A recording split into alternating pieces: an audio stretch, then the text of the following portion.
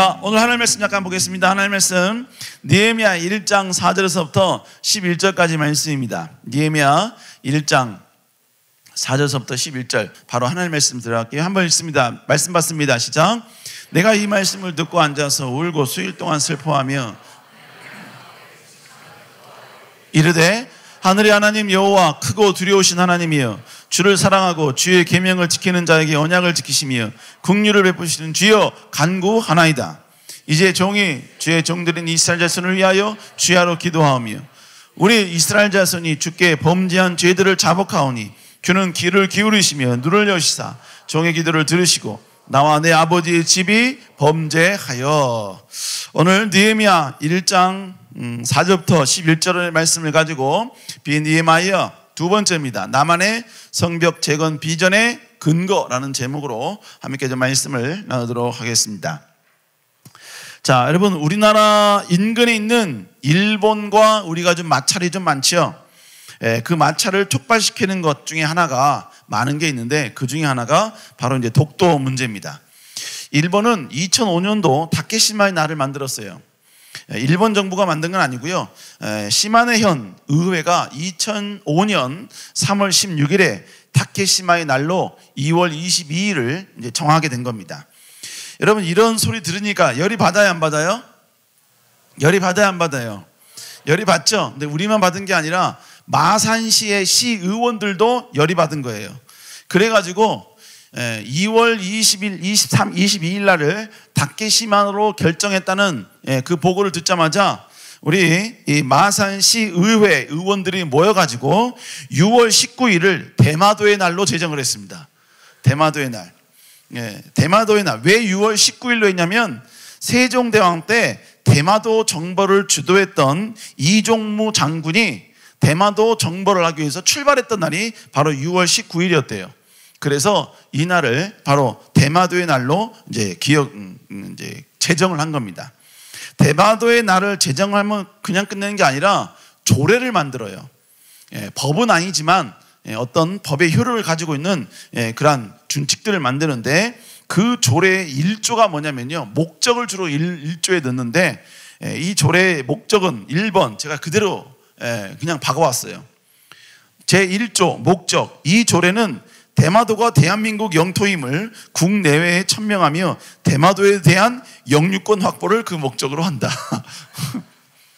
대마도 그 땅을 우리가 이제 갖겠다 이거예요. 니네가 다케시마라고 그래? 독도를 니네 땅에 가지겠다. 그럼 우리는 대마도 갖겠다 이거죠. 여러분 참 멋진 것 같아요. 이걸 보고 한참 웃었습니다. 그리고 멋있다, 멋있다, 멋있다. 여러분 그런데 일본은 한 수를 더 뜨죠. 일본은 독도는 일본 땅이라는 이 주장을 담은 2012년 방위백서를 이제 발표하기 이릅니다.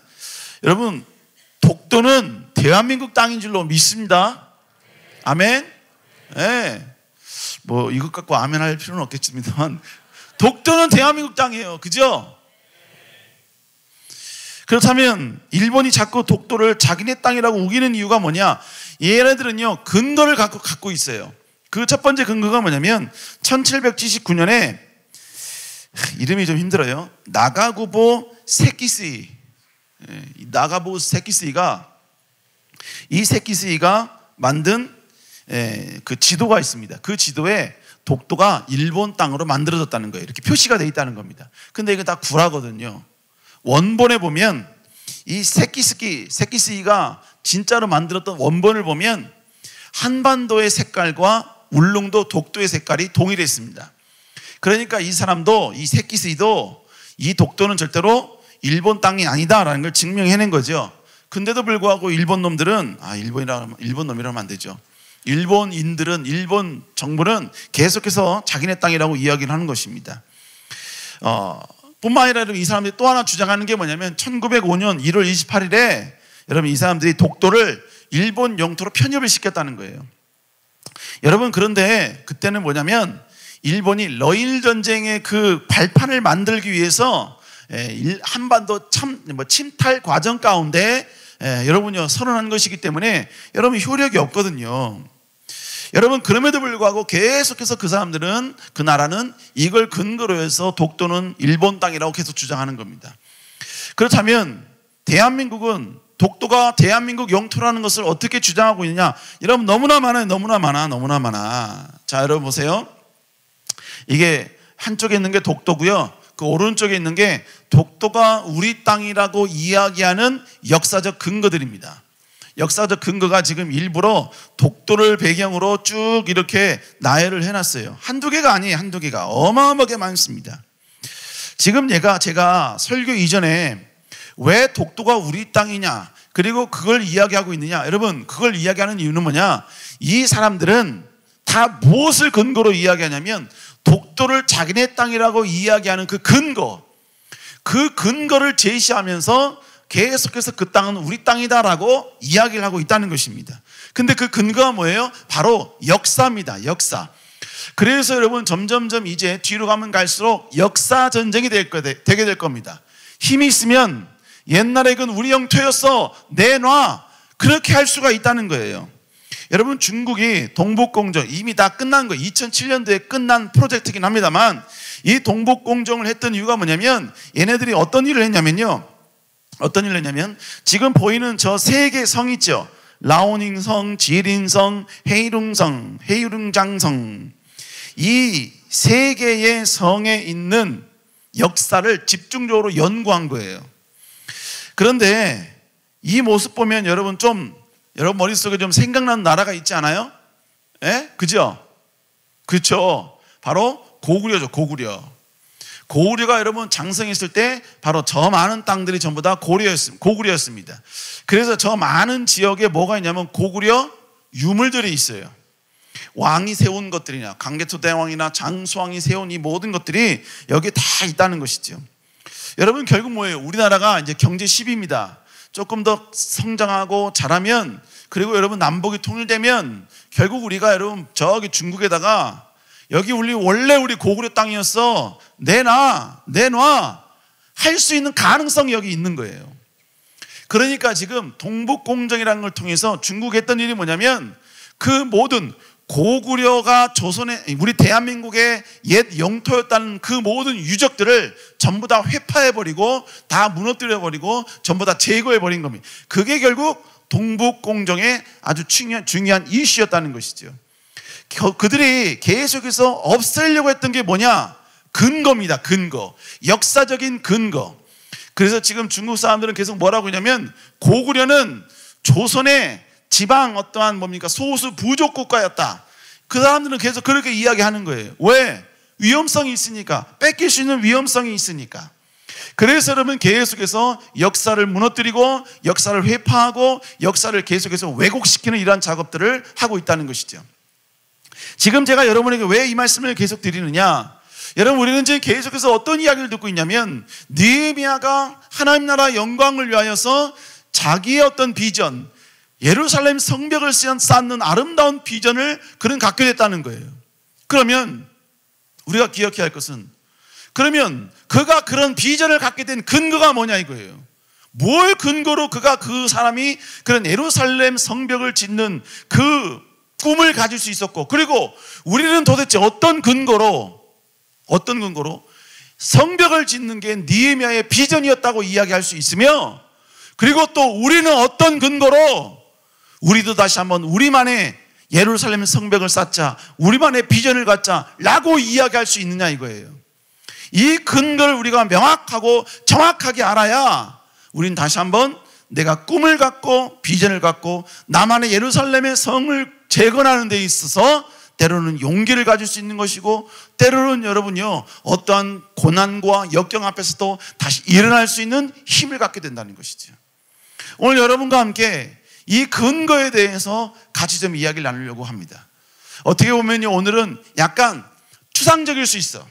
실제적인 건 내일 할 거예요. 실제적인 건 내일. 오늘 약간 추상적이지만 결국 보면 어제 월요일 화요일과 오늘은 내일을 위한 여러분의 모든 사전 지식을 전부 다 우리가 습득하는 시간이다라고 우리는 그렇게 이해하면 되게 될 것입니다. 자, 그러면 우리는 느헤미야의 비전에 대해서 비전을 통해서 다시 한번 우리의 비전을 다시 한번 재점검하길 원합니다. 자, 그러면 먼저 느헤미야가 받은 비전은 과연 어떤 비전인가? 첫 번째로 하나님을 위한 거룩한 나의 결정을 비전으로 받아들였다는 거예요. 자, 이게 무슨 얘기냐?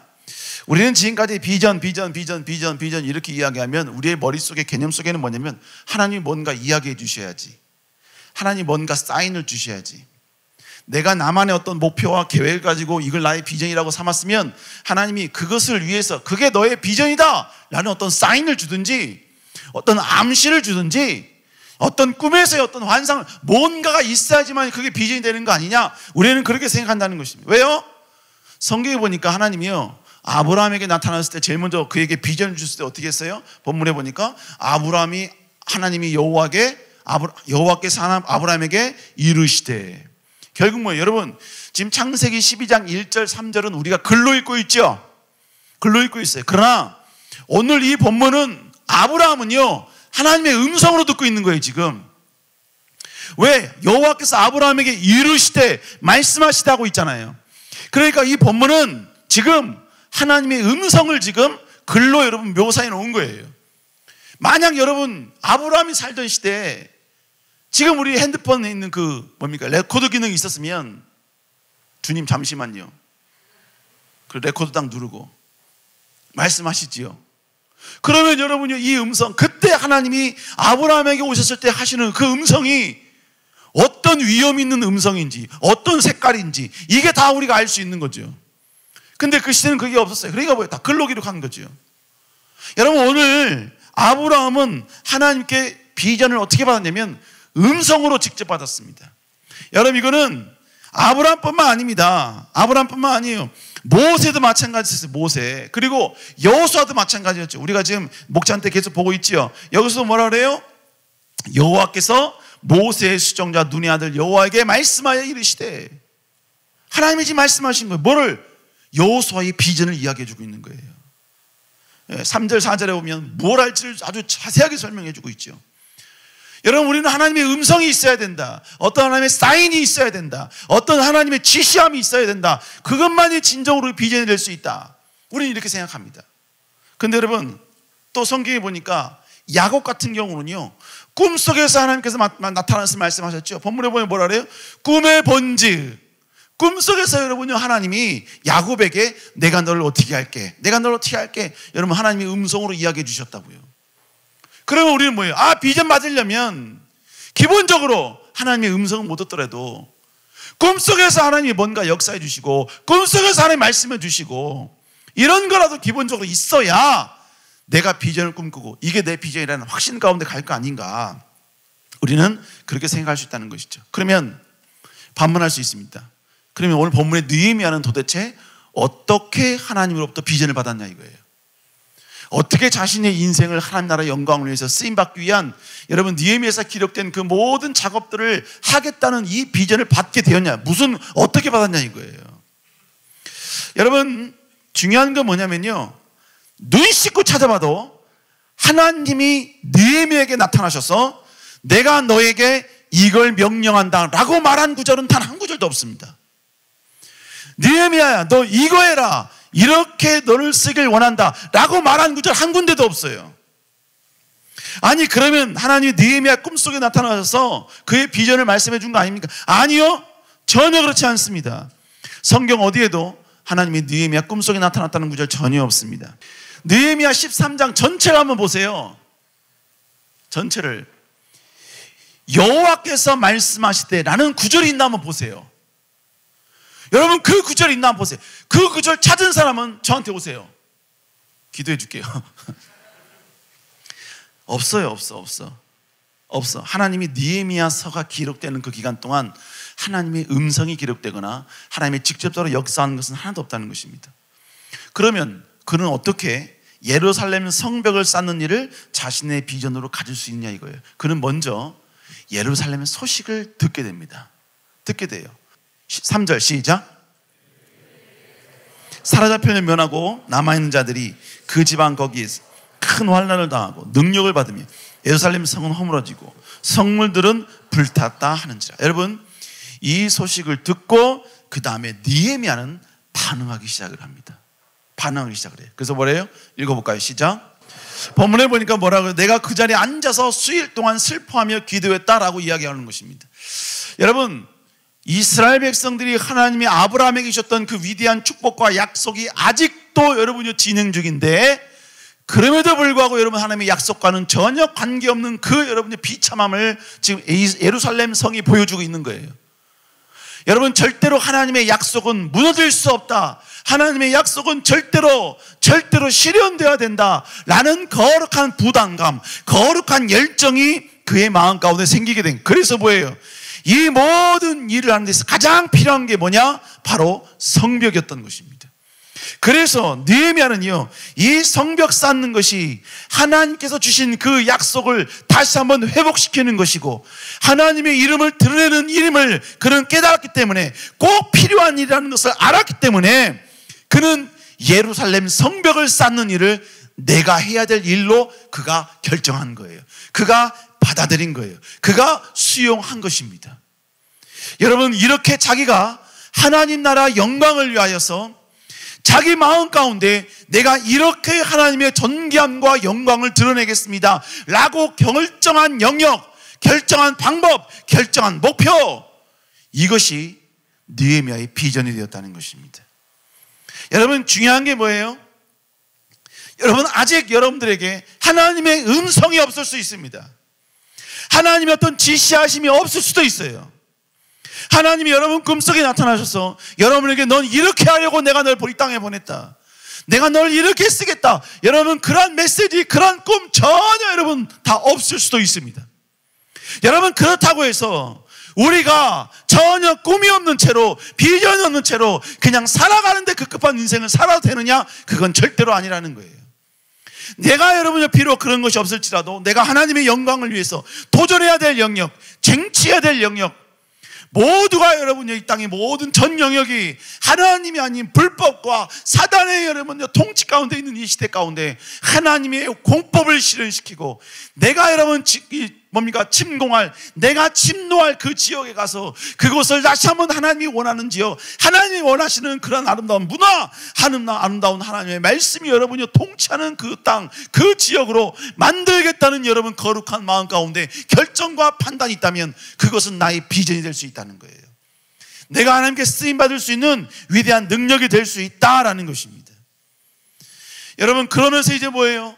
내가 그 목표를 가지고 내가 어떻게 하나님 나라 영광을 위해 쓰임받을 것인가 계속 여러분 되씹으면서, 지금 이 순간 이 작은 자리에서 내가 어떻게 하나님의 영광을 높일 것인가, 축복을 주셔야지만이 내가 그 자리에서 하나님을 자랑하고 하나님을 높이는 백성이 아니라, 지금 아무것도 주지 않는, 누구도 집중하지 않지만 이 낮은 자리에서 내가 하나님을 높이고 하나님께 인정받고 하나님을 존중히 여기는 그런 모습으로 살아가는 모습, 여러분 이게 우리의 비전이요 꿈이 되는 과정이라는 것입니다. 여러분, 어떤 선교사님이 저기 와서요, 자기 친구의 어리석음에 대해서 이야기하더라고요. 무슨 얘기냐면, 이 선교사님은요, 선교 훈련을 받자마자 한 몇 년간 선교 훈련을 받았어요. 선교 훈련 받자마자 이분은 선교 훈련 끝나는 해 그 다음 달에 바로 이분은 필리핀 선교사 나가버렸어요. 그래서 필리핀 선교사 하시면서 여러 가지 많은 일들 하고 계십니다. 그분이 바로 이제 우리가 8월 달에 갈 그 필리핀에 계신 필리핀 박지영 선교사님이시에요. 그 선교사님 밖에 나가버리셨어요. 그런데 그분과 같이 선교 훈련을 받았던 친구분이 계셨대요. 근데 그 친구분은 하나님이 나를 어떤 땅으로 보낼지 하나님께 응답을 받아야 된다는 거예요. 어떤 땅으로 내가 가야 될지, 어떤 나라로 하나님이 보내실지 하나님의 분명한 뜻을 내가 발견하고 나가겠다고. 여러분, 그렇게 하시면서 아직 7년째 8년째 기도만 하고 계신대요. 기도만. 그러면서 그 선교사님 하신 말씀이 뭐냐면, 나는 그 친구가 이해가 안 된다는 거예요. 어떤 땅의 선교사가 아니라 선교사로 부름받았으면 내가 아무 땅이나 가서 잃어버린 영혼들을 위하여 최선을 다하고 있으면, 만약 하나님이 이 땅이 내게 지정한 땅이 아니면 하나님은 다시 다른 땅으로 보내주실 거라 이거예요. 그 사인이 있기 전까지는 내가 이 자리에서 최선을 다하고 여기에 목숨을 걸면서 영혼 구원에 힘쓰고 있으면 된다는 거예요. 여러분, 마찬가지라 이것입니다. 마찬가지라 이거예요.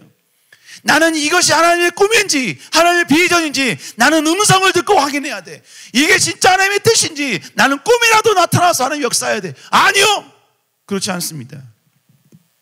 내가 하나님 나라 영광을 위해서 이렇게 멋지게 쓰임받고 싶다. 이렇게 아름답게 쓰임받고 싶다. 내가 이런 목적으로 내가 이 땅 가운데 존재하는 목적을 만들고 싶다. 하나님이 여기 우리 모든 청년 다 천국 갈 거죠? 아멘? 다 천국 갈 거 맞죠? 우리는 언젠가 다시 한번 다 모일 거예요. 그죠?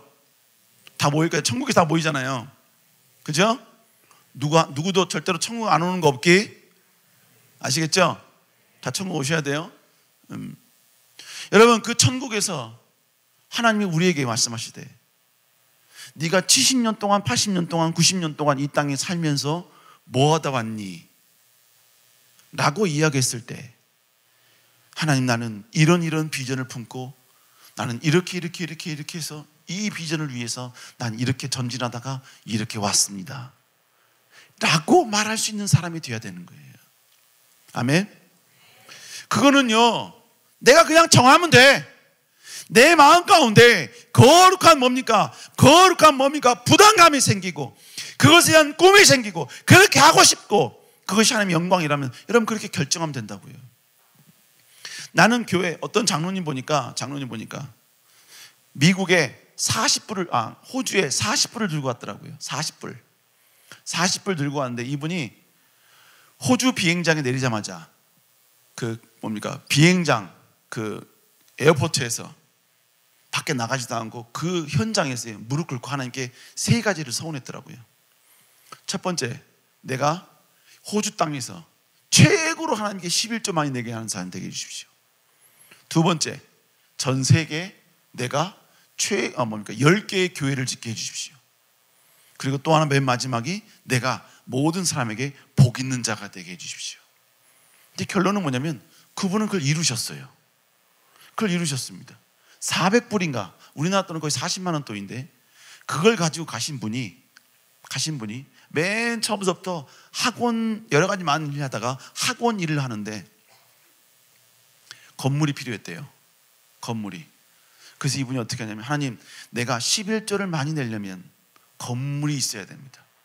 그래서 이분이요 11조를 많이 드리기 위해서 뭐 하기 시작했냐면 새벽 기도를 마치고 무조건 그 건물을 한 바퀴 돌고 집에 갔대요. 무너져라고 간 게 아니야.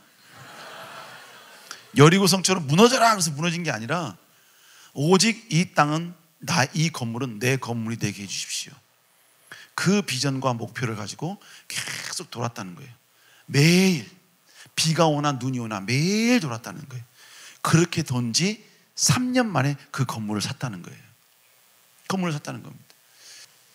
그분이 그렇게 돌 수 있었던 것은 그가 가지고 있는 어떤 하나의 꿈, 최고의 11조를 드리게 해달라는 그 꿈이 그렇게 만든 거예요. 여러분 마음 가운데 나는 해외에다가 교회 짓고 싶다, 교회 10개 짓고, 여러분 그렇게 하세요. 그걸 꿈으로 삼으세요.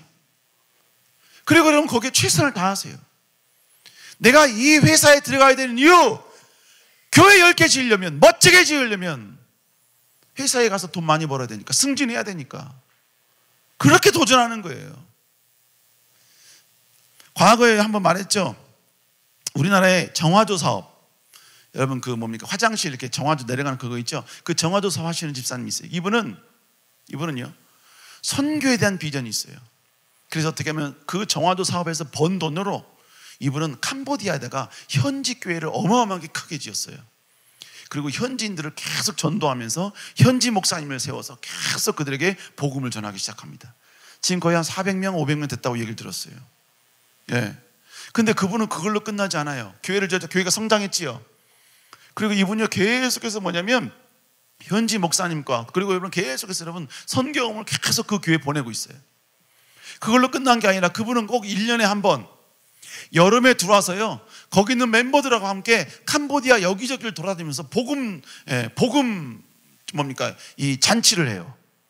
그래서 그 사람들 계속해서 여러분요 주님 앞으로 인도한 일을 한다는 거예요. 그분이 정화조 사업을 하는 이유는 바로 그거예요. 마지막까지 예수 그리스도를 위대하게 증거하는 거, 위대하게 선포하는 거, 여러분 바로 그거라요. 그거. 여러분 몇 번을 이야기했죠. 목사님은 24살까지 목사님의 목표는 물질 장로였어요. 돈 많이 벌어서 그걸 가지고 하나님 나라 영광을 위해 쓰고 싶다. 그래서 여러분요, 제가 그때 외환은행 거의 마지막 최종까지 갔었는데 주의종을 갈 거냐, 이 길 갈 거냐, 그 결정 때문에 여러분 최종이 안 갔죠. 그래서 결국은 떨어졌죠. 오늘 여러분요, 태민이하고 같이 밥을 먹으면서 여러분, 그때 여러분 제 나이가 25이었거든요. 25. 엄청나게 굵고 짧게 저는 군대 갔다 왔잖아요. 하나님의 은혜로. 그래서 저는요, 엄청나게 일찍 이 학교를 나왔어요. 저도 공대 출신이라. 그래서 여러분요, 돈 무조건 많이 벌었는데, 그래서 그 당시에 무조건 무슨 전망성 이런 거 다 필요 없어. 무조건 연봉 많이 주는데. 그래서 여러분 그 당시 97년도에 연봉을 제일 많이 준 데가 외환은행이었습니다. 외환은행이 2,200을 줬어요. 그때 삼성이 1,800을 줬을 때입니다. 삼성전자가. 그러니까 뭐예요? 삼성전자 갈 필요가 없는 거. 외환은행 가야지. 왜? 나는 물질장로니까. 그게 내 비전이니까. 그래서 여러분 그때 거기 간 거였어요. 그래서 여러분 태민이한테 물어봤어요. 야, 지금 지점장 정도 되면 연봉이 어느 정도 되냐? 그랬더니 이 정도 된다는 거예요. 야, 그 정도 되면 속으로요. 몇 년 벌고 때려치고 물질장로 할 수 있겠다 라는 생각을 잠깐 했어요. 그러나 그거는 24살까지였어요. 25살 때 하나님의 콜링이 있었거든요. 부르심이 있었어요. 어찌됐건 여러분요, 여러분 마음 가운데 하나님 나라의 영광이다, 그것을 위해서 그 자리에 가서 그 자리가 주는 영향력을 가지고 내가 여러분요, 영향력을 펼칠 수 있는 지역에 그리스도의 여러분 능력과 영향력을 펼칠 것이다. 여러분 꿈을 가지라 이거예요. 저는 저희 자녀들에게 돈 무조건 많이 벌라고 합니다. 돈 무조건 많이 벌라 그래요. 목사님이 미국 갔잖아요. 미국 가서 저희 딸도 그렇고 저희 아들도 그렇고 전공을 선택해야만 했었어요. 전공을 선택해야만 했었는데 우리 딸은 그래도 세대인 교회에서 계속 배우면서 자란 게 있어요. 통일한국 시대의 세계 민족의 뛰어난 지도자. 이건 어디서 배웠는지 맨날 하려고 그러면 통일한국 시대의 한국 지도자. 맨날 그 얘기했어요. 맨날 그 얘기. 그러더니 그러려면 유엔에 들어가야 된다고 글로벌 학과에 들어갔어요. 그래서 그냥 냅뒀습니다.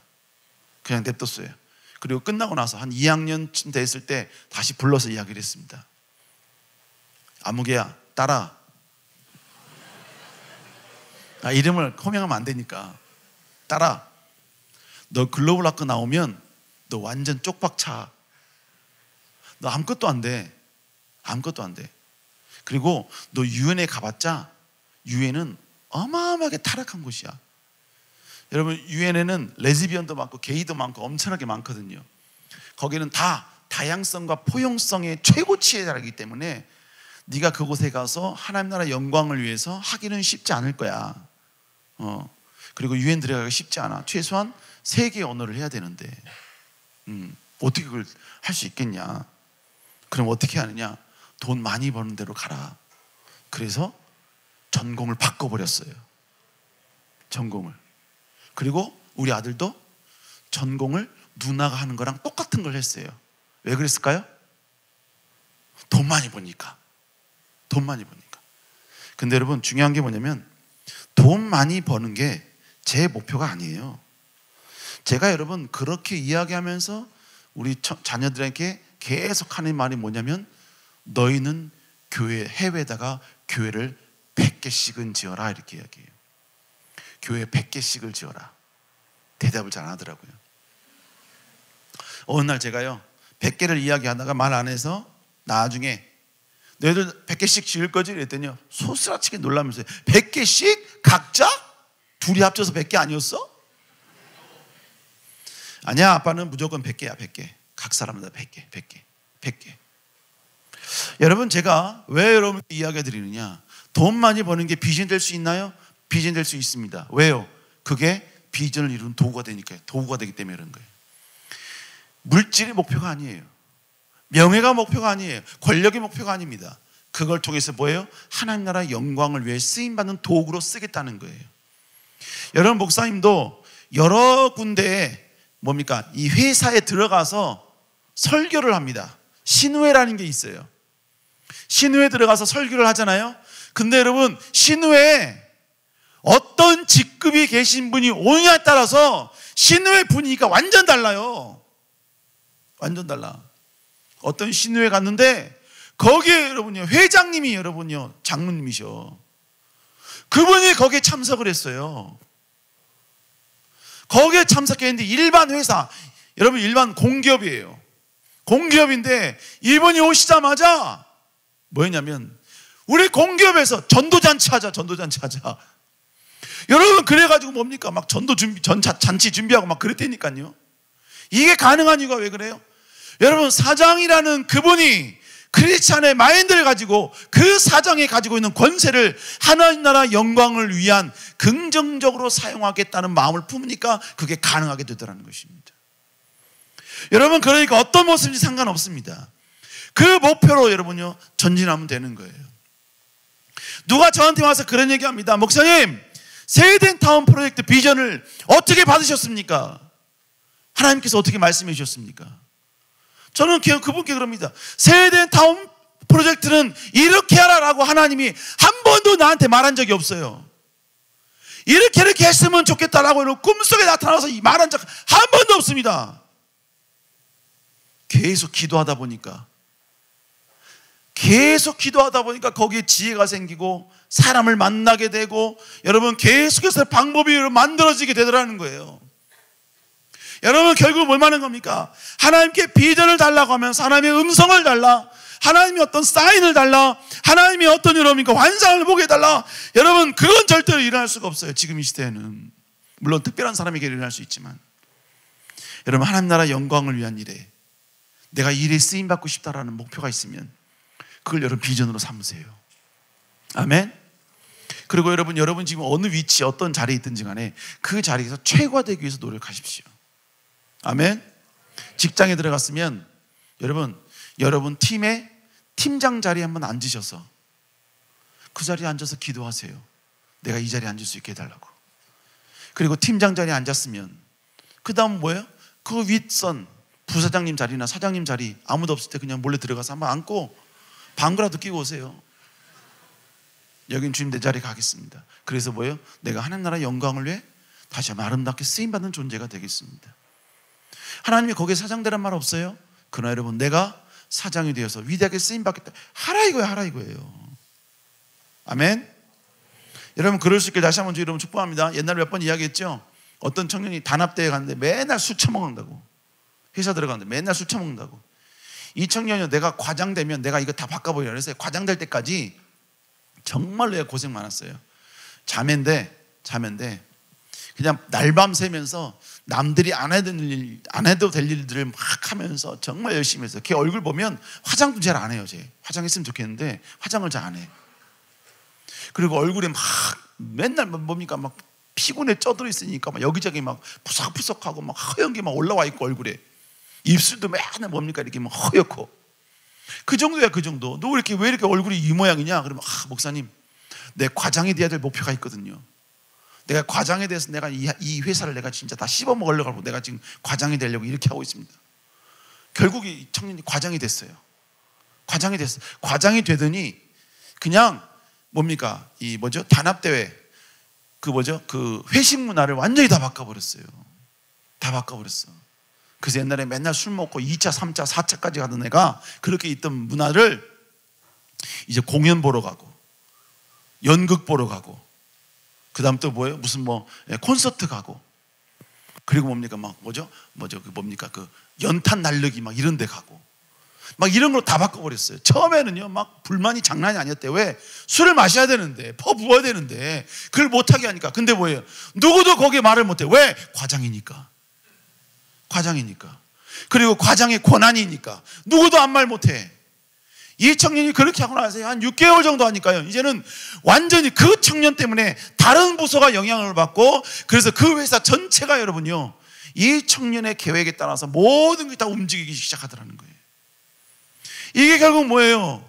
이게 여러분 그가 있는 그 자리에서 내가 여러분이 하나님 나라 영광, 그리스도인의 모습을 보여주고 그리스도의 영향력을 끼치고, 여러분 이게 여러분 정말 우리가 비전이 되어야 된다는 거예요. 오늘 느헤미야는요 성직자가 아니에요. 느헤미야는 여러분 대제사장도 아닙니다. 느헤미야는 직장인이에요. 그리고 그에게는 상사가 있었습니다. 아닥사스다 왕이라는. 아닥사스다 왕은요 엄청나게 여러분요 폭행이 많고 몸에 괴팍한 왕이었거든요. 그래서 말 한마디만 여러분 잘못하면 그 자리에 다 죽여버리는 그런 여러분 괴팍한 왕이었습니다. 그 괴팍한 왕에게는 항상 암살의 위험이 있었어요. 그런데 여러분 느헤미야는 그 암살 위험이 있는 그에게 신뢰를 주었고, 심지어는 뭡니까? 그 술 먹는 그 자리 뭡니까? 왕이 술을 마시면 이게 독물이 있는지 없는지, 독극물이 있는지 없는지 테스트를 먼저 여러분 술장관이 먼저 했거든. 술관원이. 그러니까 그 술관원은 이 왕이 100% 신뢰하는 사람이어야 돼요. 그 자리까지 여러분 느헤미야가 올라간 거예요. 그 느헤미야가 그 자리에 올라간 것은 술 처먹으려고 한 게 아니에요. 명예와 권력을 얻으려는 게 아니에요. 그는 그 자리에서 내가 무엇을 위해서 하나님이 이 자리에 이 축복을 주셨는가를 고민하다가 오늘 여러분이 예루살렘 성벽이 무너진 소식을 듣고 그가 마음 가운데 여러분이요 슬피 울며 동요하기 시작한 거예요. 야, 이거다. 내가 할 일이 이거다. 내가 이 일을 통해 하나님께 영광을 돌려야겠다. 그래서 뭡니까? 하나님은 말씀도 안 했어. 그런데 이걸 자기 비전으로 삼은 거예요. 자기 인생에 여러분이요 목숨을 걸고 아닥사스다 왕에게 자신의 모든 명예 쌓았던 모든 여러분 권세들 다 짓밟히고 없어질지라도 아닥사스다 왕에게 담대히 나아가 이야기할 수 있는 여러분 그런 용기 있는 자가 되었다는 것입니다. 우리 사랑하는 여러분, 하나님의 음성이 없어도 돼요. 하나님의 사인이 없어도 됩니다. 하나님의 기쁨이 되는 그 일에 목표를 두고 정하고 나아가시기 바랍니다. 아멘. 그분이 되물을 수 있어요. 그러면 느헤미야는 그렇다 치지만 우리는 그러면 비전을 꿈꾼다는 게 맞는 말입니까? 하나님 나라 영광을 위해서 쓰임받는 존재가 된다는 거, 그게 맞는 말입니까? 예, 맞는 말이에요. 에베소서에 보면 우리에게 뭐라고 말씀합니까? 에베소 1장 4절 6절 시작. 그리스도 안에서 우리를 택하사 그 기쁘신 때때로 우리를 예정하사 그리스도로 말미암아 자기 아들들이 되게 하셨으니 이는 그가 사랑하는 자 안에서 우리에게 거저주신 바. 본문에 보면 장세전에 그리스도 안에서 우리를 택하사. 하나님은 여러분을 언제 택하셨냐면 바로 장세전에 선택한 거야. 믿습니까? 믿습니까? 장세 선택한 거야. 그래서 여러분이 태어난 거예요. 지금 이거를 저희 와이프가 듣겠네요. 말을 조심해야겠네. 와이프는 저의 스타일이 아니었습니다. 그리고 와이프도 제가 와이프의 스타일은 아니었습니다. 그래야 둘이 결혼했습니다. 누가 한숨 쉬니? 우리 집이 그 정도는 아니야. 처음에 만날 때 그랬다고요. 와이프도 청년부였고 목사님도 우리 세대교 청년부였어요. 목사님 회장일 때 와이프가 부회장이었습니다. 그러나 둘이 같은 방에 있을 때 전혀 설레지 않았어요. 네, 전혀. 그러나 우리 교회 저에게 있어서는 거의 기도의 어머니시죠. 정금성 권사님께서 한번 만나볼래? 담임 목사님께서 한번 만나볼래? 그래서 처음에는 반항을 했는데 곰곰이 생각해 보니까 두 분은 참 저를 사랑해 주시는 분들인데 내 인생을 너 한번 조져봐라 이런 의도로 소개시킨 건 아닐 텐데, 그래서 여러분요 와이프를 만나게 된 거예요. 근데 여러분 그 모든 과정은 제 아들과 딸을 태어나게 하시려는 창세전의 하나님의 약속을 실현시키기 위한 과정이었던 거예요. 여러분들은 우연히 태어난 존재가 아닙니다. 하나님이 창세전에 이미 하나님이 여러분을 택하신 거예요. 그 택하신 데 본문에 보니까 뭐예요? 어떤 뜻대로? 기쁘신 뜻대로. 하나님은 여러분 선택하실 때 기쁘셨어요. 즐거우셨어요. 여러분들은 여러분 보고 괴롭지만 하나님은 기뻐하셨습니다. 즐거워하셨습니다. 그래서 스바냐 3장에 뭐래요? 하나님은 우리 때문에 즐거워서 여러분요 주체할 수 없으시대요. 그 기쁨을 넘어 주체할 수 없어요. 여러분 그런 존재예요. 아멘. 여러분 그러므로 하나님이 나에게 주시는 음성에 귀 기울이시길 다시 한번 주의 이름으로 축복합니다. 여러분이 여러분에게 주는 그 음성에 귀 기울이지 마세요. 다른 사람이 여러분에게 이야기하는 부정적인 말에 귀 기울이지 마세요. 그냥 반사 이렇게 하세요. 여러분 어찌됐건 여러분요 절대로 그걸 수용할 생각, 수용도 하지 마. 하나님이 나를 어떻게 생각하는지에만 목표를 주면 돼요. 그것만 집중하면 돼요. 여러분 거울을 보면서 이게 좀 코가 좀 높았으면 좋겠다. 그럴지라도 하나님은 나를 기쁘신 가운데 선택하셨어. 아멘. 내가 이런 부분이 연약해, 이런 부분이 상처가 많아. 그래서 여러분 내 성격이 이상하게 바뀌었어. 그럴지라도 여러분 하나님은 나를 기쁘신 가운데 나를 하나님이 불러주셨다는 거예요. 근데 본문 후반절에 뭐라 합니까? 우리를 그렇게 부르신 이유가 뭐래요? 본문에 보니까 그의 은혜의 영광을 찬송케 하려 함이라. 하나님은 여러분을 통해 하나님의 영광을 드러내기 위해서 하나님은 창세전에 기쁘신 가운데 우리를 선택해 주셨다는 거예요. 믿습니까? 여러분 그러므로 그러기 때문에 옆 사람이 귀한 거예요. 옆 사람이 고귀한 거예요. 아멘. 근데 이렇게 하신 목적이 뭐래요? 그의 은혜의 영광을 찬송케 하려 함이라. 하나님은 여러분을 땅에 보내신 이유가 여러분을 통해서 하나님의 영광을 드러내고 하나님의 자존심이 되어지고 뿐만 아니라 뭐예요? 여러분들이 저 세상에 하나님이 살아계신 분이라는 것을 증거하고 삶을 통해 나타내고 여러분의 모습을 통해 여러분 증명하는 제사장의 역할을 하길 원하시는 우리 사랑청 여러분들 이런 존재라는 사실을 기억하시기를 다시 한번 주 여러분을 축원합니다. 그러니까 뭐예요? 모든 그리스도인들은 비전이 있어야 합니다. 모든 그리스도인들은 꿈이 있어야 합니다.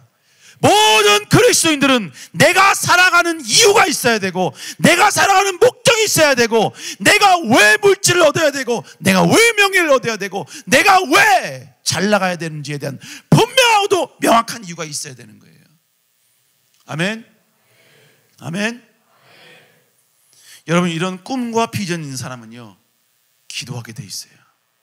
하나님께 당당하게 기도하게 돼 있습니다. 하나님 해 주십시오. 하나님 부어주십시오. 하나님 내게 줘보세요.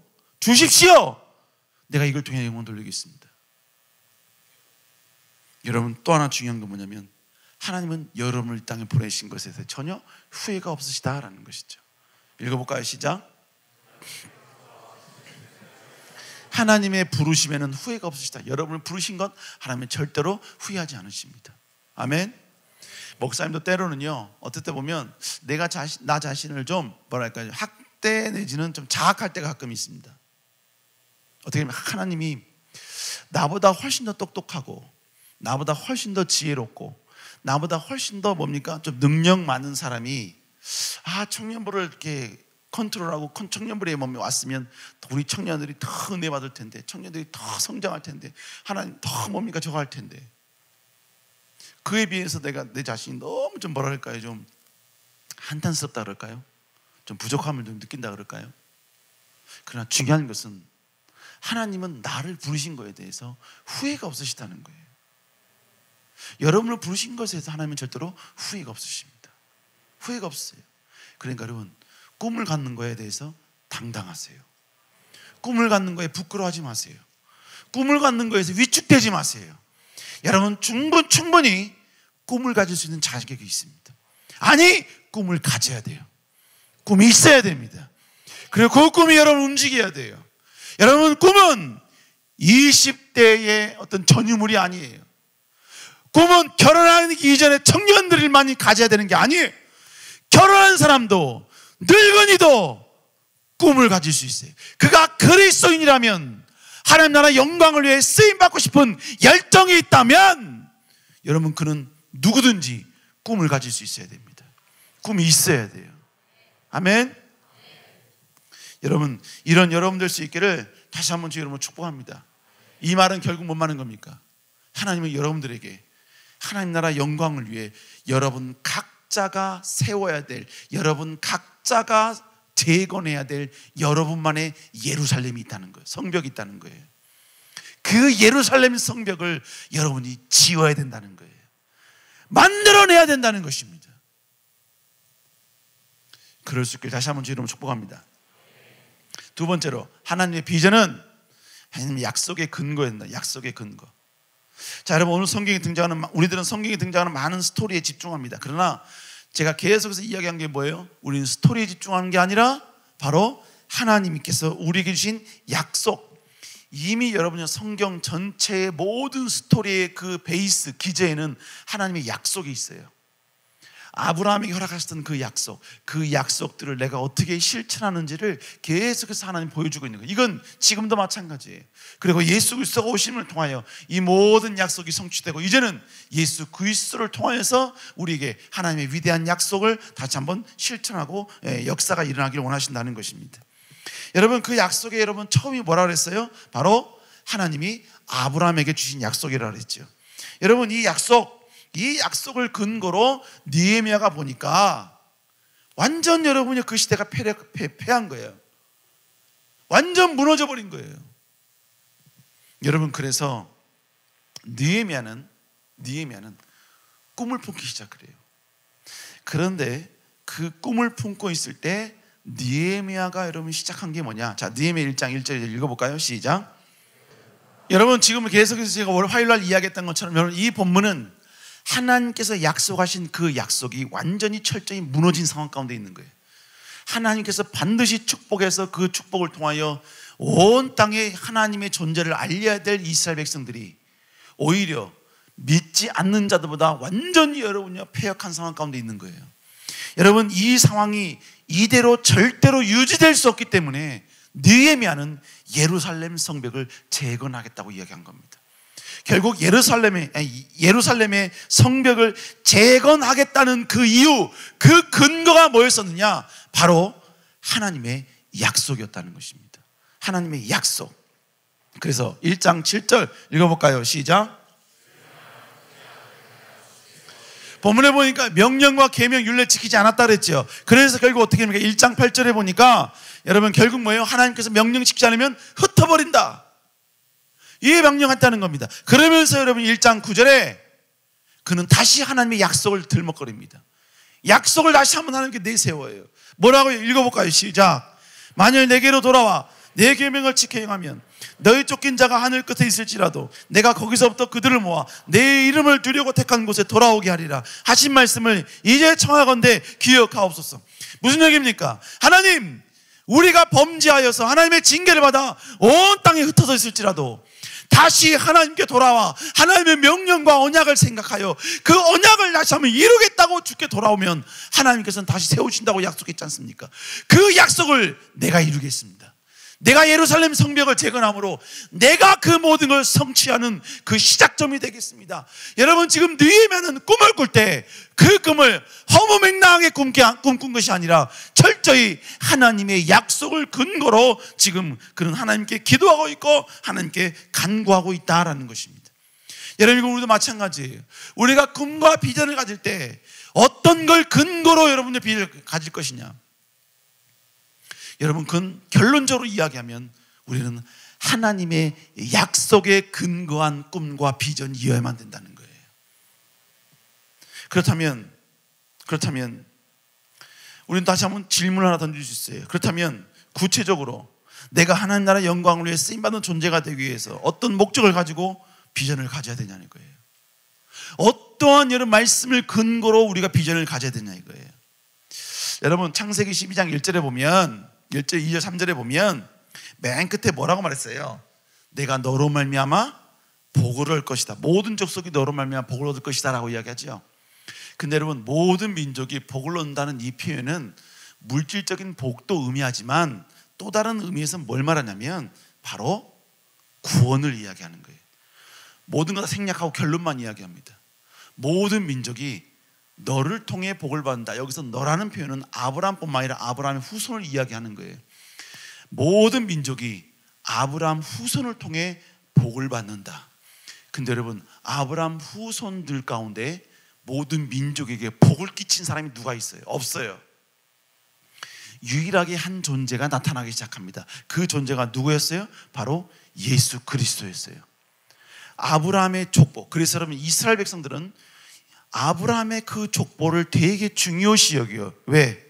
메시아가 올 걸 알고 있기 때문에.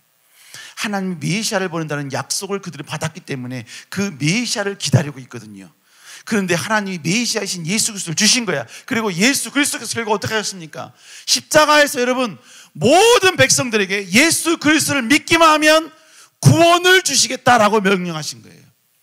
진정한 복은 뭐냐?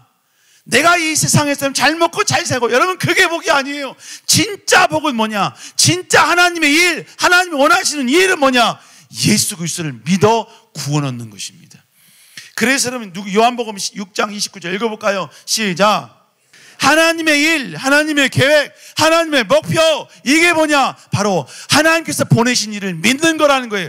예수 그리스도를 통하여 이제는 뭐예요?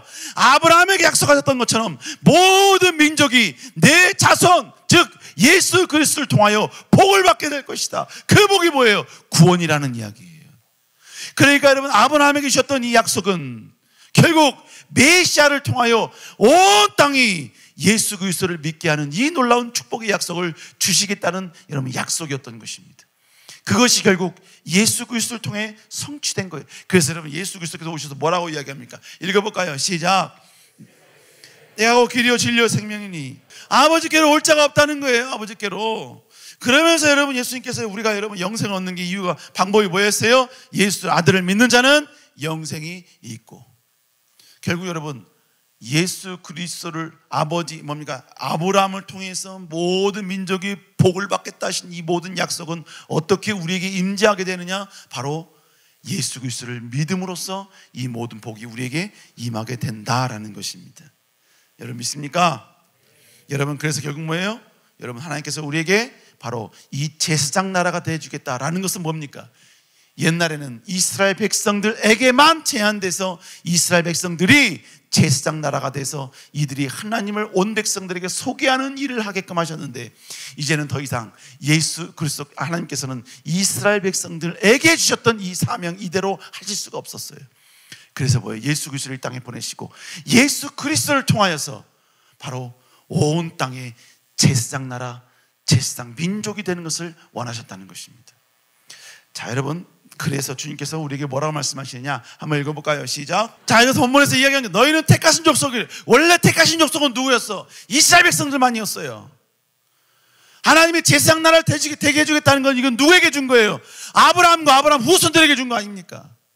근데 본문에 뭐라 해요? 너희는 이제 택하신 족속이라는 겁니다. 왕 같은 제사장이라는 거예요. 너희는 거룩한 나라라는 거예요. 이제 하나님의 소유된 백성이라는 거예요. 우리가 예수 그리스도를 믿음으로 말미암아 우리의 신분이 이제 이렇게 바뀌었다는 것입니다. 그러면 이렇게 된 우리가 해야 될 일이 뭐예요? 여러분, 그에 한 빛이 나가신 이의 아름다운 덕을 선포하게 하렵니다. 무슨 얘기예요? 예수 그리스도를 증거하라는 것입니다. 예수 그리스도를 선포하라 이거예요. 여러분, 결국 다시 여러분 돌아오면요, 결론은 뭐예요? 그래서 여러분 중요한 게 뭐냐? 예수 그리스도가 죽으시면서 우리에게 하신 말씀이 뭐예요? 모든 민족 제자 삼아 여러분 그들에게 가르쳐 주게 다 했잖아요. 그죠? 제가 또 뿐만 아니라 뭐라고 말씀하니까 사도행 1:8 시작 읽어볼까요? 시작. 잘 들으세요. 결론 내리겠습니다. 설교 결론이 아니라 아까 이야기했던 첫 번째 결론이야. 하나님께서 느헤미야가 그 비전을 가지고 있었던 이유는 아브라함의 언약을 통해서 그 언약을 이루겠다는 그 꿈이 있기 때문에 그것을 위해서 그는 비전을 삼은 거예요. 이 시대에 살고 있는 우리는 어떻게 해야 되느냐? 여러분, 예수 그리스도를 통하여 아브라함에게 주셨던 너로 말미암아 모든 민족이 복을 받게 해주겠다는 이 약속이 예수 그리스도를 통해 이루어졌기 때문에 이제는 뭐예요? 우리는 예수 그리스도를 온 땅 가운데 아름다운 덕을 선포하고 증거하는 이 일에 관련된 일을 우리의 비전으로 삼아야 된다는 거예요. 이 이야기 하려고 지금까지 이렇게 길게 한 거예요. 이 이야기 하려고. 여러분, 결국 뭔 말인 겁니까? 우리의 비전은 다 뭐와 연관이 되어야 되느냐? 예수 그리스도와 연관이 되어야 돼요. 다른 말로 이야기하면 우리의 모든 비전과 모든 계획과 모든 여러분 쓰임받길 원하는 모든 목표는 예수 그리스도가 우리의 구주요, 예수 그리스도만이 우리의 진정한 구주이시며 어떠한 뭡니까? 부귀 명예와 권력을 가질지라도 예수 그리스도를 믿어야지만이 영원한 복을 얻으시다는 사실을 증거하고 선포하는 일에 쓰임받는 것, 그것과 관련된 것, 그것을 목표로 하는 것, 그것을 방향으로 하는 것, 이게 우리의 비전이 되어야 된다는 것입니다. 결국 우리의 모든 비전은 다 무엇과 관계 있느냐? 바로 영혼 구원과 관계 있다는 것입니다. 마지막이에요. 마지막. 아브라함이 우리 조상이 아닌데 어떻게 그의 약속이 우리의 약속이라고 말할 수 있습니까? 그렇죠? 아브라함은 아브라함과 그의 후손들에게 주신 축복인데 이게 왜 우리들의 약속이냐고 이거예요. 근데 여러분, 성경은 우리에게 이렇게 이야기합니다. 읽어볼까요? 시작. 본문에 보니까 믿음으로 말미암는 자들, 이게 무슨 얘기예요? 예수 그리스도를 믿는 사람들은 뭐라 그래요? 누구래요? 아브라함의 자손이래요. 아까는 택하신 족속, 왕 같은 족속, 뭐 제사장, 거룩한 나라, 이러면 하나님의 소유된 백성이라 그랬죠. 그 백성은 하나님의 덕을 선언하고 선포하는 입장에서 우리의 신분이 그렇다는 것이고, 여기서는요, 믿음으로 말미암아 아브라함의 자손이다라는 이 표현은 하나님의 위대한 약속을 이어갈 계보와 그 위대한 축복의 관점에서 우리는 어떤 존재냐? 예수님 때문에 우리는 아브라함의 자손이 되었다라는 거예요. 그렇기 때문에 어떻게 된다? 읽어볼까요? 시작. 너희가 그리스도의 것이면, 즉 너희가 예수 그리스도를 믿고 있으면 너희들은 아브라함의 자손이래. 여러분이 아브라함의 자손이라는 거예요. 그렇기 때문에 뭐예요? 아브라함에게 약속하였던 모든 약속 뭡니까? 너를 축복한 자는 축복하고 너를 저주한 자는 저주하리라. 너의 자녀들은, 너희가 자녀들이 밟는 땅은 다 너희 땅이 될 것이다. 너희가 뭡니까? 모든 것들은 내가 너에게 축복 주시겠다. 이 모든 아브라함에게 주셨던 그 모든 약속은 이제 우리가 아브라함 자손이 됐기 때문에 다 우리의 약속이 될 수 있다는 거예요. 이건 다른 말로 이야기하면 뭘 말하느냐? 여러분, 우리의 위대한 축복의 엄청난 비전의 가능성은 무제한이라는 거예요. 무제한이다. 여러분, 그래서 결국 뭐예요? 그래서 여러분들은 어떠한 것일지라도 그 모든 것들을 통하여서 더 크게 기도하세요. 더 큰 걸 하나님께 구하세요. 내가 이런 걸 구해도 되나? 구해도 됩니다. 왜요? 우리는 아브라함의 자손이기 때문에 그래요. 좀 이따 다시 한번 이야기하겠습니다만, 우리 청년 가운데 다윗이라는 청년이 있어요. 다윗이라는 청년인데, 이 청년이 NGO를 다니고 있습니다. 그 NGO는 뭐냐면, 어떤 NGO냐면 네이버를 창업하신 분이 몇 분 계시는데 그 중에 한 분이래요. 네이버 여러분 아시죠? 네이버를 창업하신 분. 그래서 이분은 돈이 많대요. 그냥 많은 게 아니라 엄청 많대요. 그래서 이분이 그 회사를 나왔어요. 그리고 이분 스스로 자기 돈으로 그 NGO를 비영리 단체를 만들었어요. 그 비영리 단체는 오직 뭘 위해서만 하느냐? 청소년들 복음 전파하는 거에만 집중해요. 그리고 이분이 그 일에 집중할 수 있는 직원들을 뽑기 시작을 했어요. 그래서 7명인가 8명을 뽑았어요. 그리고 지금 더 뽑고 있대요. 그래서 그분이 하시는 뭐냐면, 서울에 있는 모든 중고등학교와 서로 조인을 해서 그 학교에 들어가서 여러분 기독교 동아리를 만들고 그 기독교 동아리를 서포트하는 일, 이 일을 하신다는 거예요. 직원들 월급은 다 누가 주느냐? 그분이 돈이 많다 그랬죠. 엄청 많다 그랬죠. 그분 개인 돈으로 다 준대요. 개인 돈으로 다 주고 어디에서 후원 같은 거 절대로 안 받는데요. 괜히 후원 받았다가 자기들이 가지고 있는 이 철학, 이것이 허물어질까 봐 절대로 그거 받지 않고, 그분이 돈이 많다 그랬죠. 얼마만큼 많았어요? 엄청 많아요. 그래서 뭐예요? 이분 자기 돈으로 그냥 다 지원해 주면서 막 한다는 거예요. 지금 그게 세워진 지 지금 한 3년 됐을 거예요. 다윗이 맞나? 스템 몇 년 됐니? 10년 됐어? 10개월? 8년 됐대요. 와, 8년 동안 이분이 돈이 얼마만큼 있다고? 엄청 많아요. 8년 동안 이분이 그냥 계속 자기 돈을 계속해서, 오직 뭘 위해서? 오직 청소년 복음 전파를 위해서. 저는 그분 언제 한번 모시고 싶어요. 모시고 싶습니다.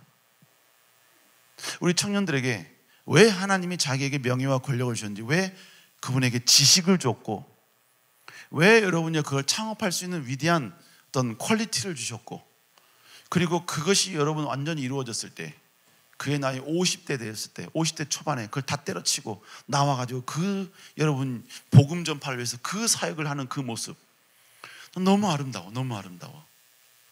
너무 아름다워요.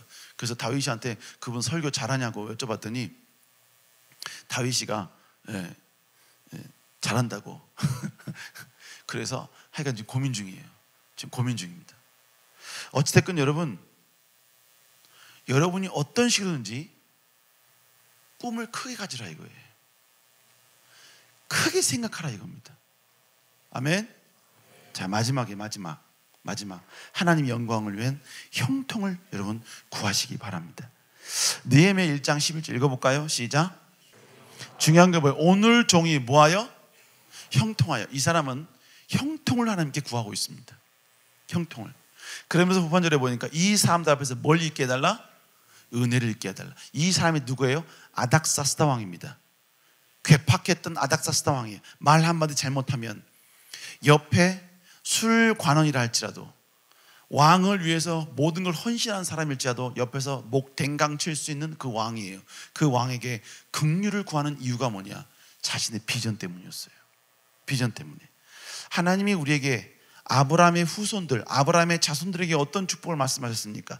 한 구절만 읽고 기도할게요. 읽어보겠습니다. 시작. 이 본문의 말씀은 여러분 좋으라고 한 말씀이 아니에요. 이건 충분히 여러분의 가능한 말씀인 줄로 믿습니다. 세계 모든 민족 가운데 뛰어난 백성이 되게 될 줄로 믿습니다. 여러분에겐 그런 가능성이 있는 줄로 믿습니다. 아직 여러분들은 이 가능성이 드러나지 않은 상황이에요. 우리가 잘 알고 있는 다비드상 알죠? 미켈란젤로가 여러분 만들었던, 이 미켈란젤로가 만들었던 이 다비드상은 26년간 여러분 저기 뭡니까? 이 뭐죠? 캐톨릭 거기 예배드린 데를 뭐라 그러지? 성당 뒷구녕이 26년 동안 여러분들 버려진 거였습니다. 버려진 것도 여러분 그냥 버려진 게 아니라 원래 어떤 큰 프로젝트 때문에 여러분요 이것을 만들다가 막 조각하고 막 구멍 뚫어놓고 있다가 더 이상 안 될 것 같아서 여러분 처박아 놓은 거예요. 26년간. 그런데 그걸 미켈란젤로가 거기서 다비드상을 본 겁니다. 가능성을 본 거예요. 그래서 그것을 2년간 조각을 해서 결국 여러분 지금 다비드상이 나오게 된 겁니다. 여러분들은 지금 26년간 지금 여러분 성당 뒷구녕에 있는 그러한 존재일 수도 있습니다. 흙도 많이 묻어 있고 과연 될까라는 여러분 그러한 여러분 생각도 충분히 먹을 수 있는 환경 가운데 있을 수 있습니다. 그러나 여러분에게는 이 가능성이 있는 줄로 믿습니다. 여러분 기도 제목에 항상 이걸 집어넣으세요. 세계 모든 민족 가운데 뛰어난 백성이 되게 해달라는 이 제목을 집어넣으시기 바랍니다. 그리고 여러분 기도하세요. 하나님께 간절히 기도하세요. 그러면 하나님 반드시 세계 모든 민족은 아니어도 최소한 대한민국에서는 여러분 위대한 민족이 되게 해줄 것입니다. 대한민국에서 안 되면 용인에서만큼은 여러분 뛰어난 민족이 되게 해줄 것입니다. 용인에서 안 되면 죽전에서라도 하나님은 반드시 되게 해줄 것입니다. 죽전에서 안 됐으면 죽전 일동에서라도 여러분요 위대한 민족이 되게 해주실 것입니다. 아멘. 아멘. 우리 좀 꿈을 품읍시다. 목사님 나이도 있지만 목사님은 지금도 목사님은 꿈을 꾸고 있습니다. 꿈을 꾸고 있어요. 그 꿈이 이루어지기 위해서는 결국 뭐예요? 목사님은 그 꿈을 위해서 계속해서 그 꿈에 가기 위해서 필요한 기도 제목들, 성취돼야 될 것들, 또 이것이 완성돼야 될 것들이 몇 개가 있어요. 그건 나중에 다시 한번 이야기할게요. 내일 목사님이 꿈을 위해서 기도하는 것 중에 하나가 뭐냐면 주님 총신대학교에서 설교하게 해주세요 라는 기도 제목이 하나 있어요. 총신대학교에서 설교하게 해주세요. 에이 목사님은 총신대학교 설교하는 그게 무슨 기도 제목입니까? 여러분 총신대학교에서 설교한다는 그 설교한다는 자체에는 많은 의미가 있어요. 권위와 명예의 의미가 아니라 총신대학교에서 설교를 하려면 설교하기 위한 모든 사역적 열매 내지는 어떤 포지션 내지는 이 모든 것이 가능해야 설교가 가능해요. 부목사는 안 돼요. 거기 설교하게 해주세요 라는 것은 목사님의 큰 비전 가운데 작은 여러분 턱과 같은 곳이에요. 그거 말고 또 있지만 그건 뭐 아직 밝히고 싶진 않아요. 어찌됐건 여러분 계속 기도하세요. 아멘. 기도하시기 바랍니다. 하나님 반드시 여러분 쓰실 것입니다. 여러분 사용하실 것입니다. 여러분 비전이 충분히 가능한 존재고 원대한 비전을 가져도 되는 존재예요. 여러분 지금부터 그것을 시작할 수 있기를 다시 한번 주의 이름으로 축복합니다. 기도하시겠습니다.